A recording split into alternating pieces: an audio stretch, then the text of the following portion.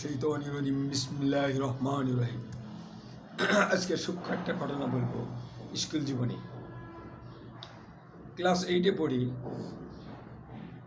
বাড়ির পাশাপাশি স্কুল তো সয়দাবাদ গ্রাম, এই 5 মিনিট হেঁটে গেলেই আমাদের স্কুলটা। তো ওই দিন আমার 3জন টিফিনের সময় বাইরে আইসি, টিফিন খাওয়ার বাড়িতে ভাত খাওয়ার পরে আর স্কুলে যাইনি, খারাপ লাগলো, নামাজ পড়ে শুয়েছিলাম। টিচার আবার দেখছে আবুল স্যার যে কেডা কেডা গেছে, টিফিন আর আসে নাই।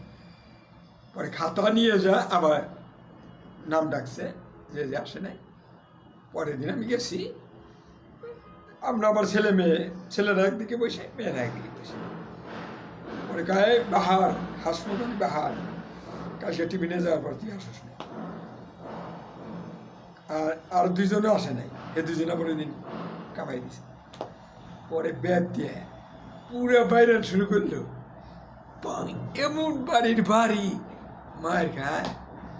কিন্তু আমি কান্দি নেই, শক্ত হয়ে রয়েছি, খুব পিঠে বাইরে এলো।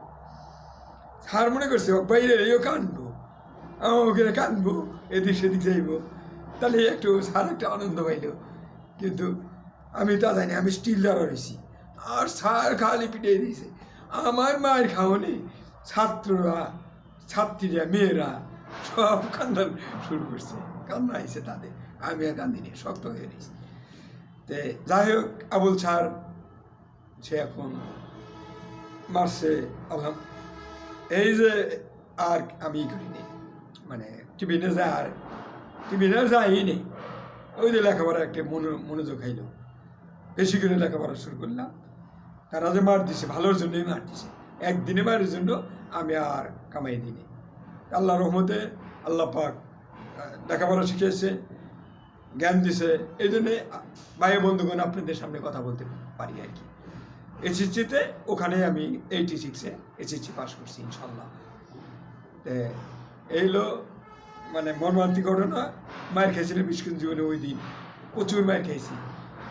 ভাই বন্ধুগণ আমার জন্য একটু দোয়া করবেন, আমি যেন ইমান নিয়ে কবরে যেতে পারি, এবং আমি আপনাদের জন্য দোয়া করি। নামাজ 5 ওয়াক্ত, কোরআন শরীফ পড়বে, দরুদ শরীফ পড়বে, এটা নিয়ে যেন আমরা ইমান নিয়ে কবরে যেতে পারি।